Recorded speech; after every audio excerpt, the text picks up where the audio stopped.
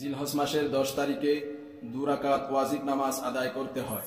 এই নামাজকেই বলে ঈদুল আজহার নামাজ।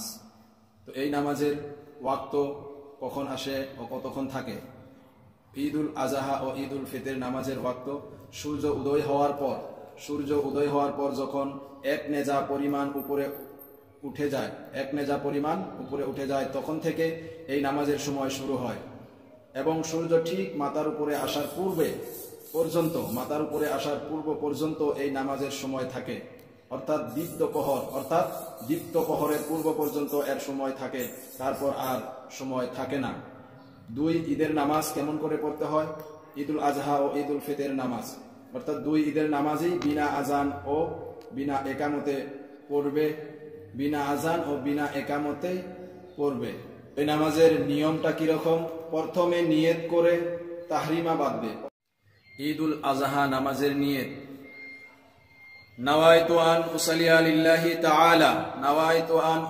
লিল্লাহি তাআলা রাকাআতাই সালাতি ঈদিল আযহা মা'a 6 তাকবীরাতি ওয়াজবিল্লাহি তাআলা ইকতাদাইতু বিহাযাল ইমাম মুতাওয়াজ্জিহান ইলা জিহাতিল কা'বাতিশ শরীফাতি আল্লাহু আকবার।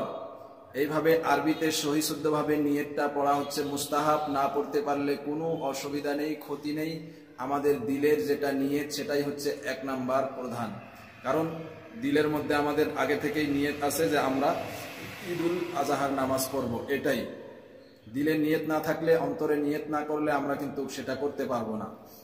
তো দিলের নিয়তটা, দিলের কথাটা মুখে প্রকাশ করা, জাহেরি করা ভালো, করতে পারলে ভালো হয়।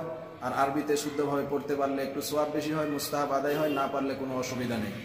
যারা আরবিতে ঈদের নামাজের নিয়ত পারেন না, তারা যদি মুখে উচ্চারণ করতে চান দিলের নিয়ত, তাহলে বাংলাতেও করতে পারেন। বাংলাতে আপনারা এইভাবে পড়বেন যে আমি ঈদুল আজহার 2 রাকাত ওয়াজিব নামাজ 6 তাকবীরের সহিত এই ইমামের পিছনে ইক্তেদা করে কিবলামুখী হয়ে আল্লাহর জন্য বা আল্লাহর ওয়াস্তে পড়ার নিয়ত করলাম আল্লাহু আকবার। সোজা আমি ঈদুল আজহার 2 রাকাত ওয়াজিব নামাজ 6 তাকবীরের সাথে ইমামের পিছনে ইক্তেদা করে কিবলামুখী হয়ে আল্লাহর ওয়াস্তে পড়ার জন্য নিয়ত করলাম আল্লাহু আকবার, বাস। তো এইভাবে ঈদুল আজহার নামাজের নিয়ত করব। করে যখন আমরা আল্লাহু আকবার বলে হাত বাঁধবো, অর্থাৎ তাকবীরে তাহরিমা বাঁধবো, বেঁধে নেওয়ার পর কি করতে হবে? সানা পড়বেন আপনারা। এই সানা কিন্তু পড়তেই হবে। সানাটা ভালো করে শুনে রাখুন।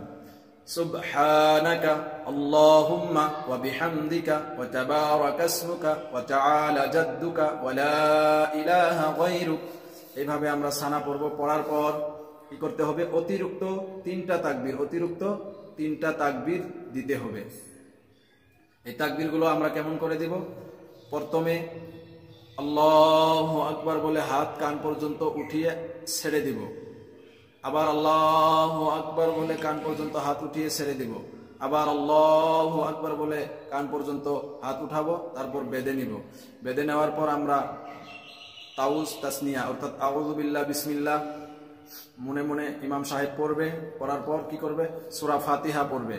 সূরা ফাতিহা পড়ার পর অন্য একটি সূরা মিলিয়ে আল্লাহু আকবার বলে রুকুতে যাবে।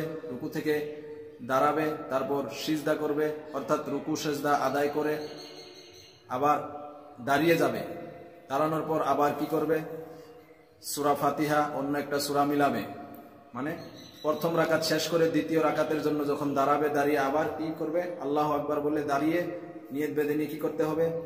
সূরা ফাতিহা অন্য একটা সূরা মিলিয়ে দ্বিতীয় রাকাতে যখন আমরা আবার রুকুতে যাব, এই রুকুতে যাওয়ার আগে আবার আল্লাহু আকবার বলে কান পর্যন্ত 3 বার হাত উঠাবো, 3 বার ছেড়ে দিব।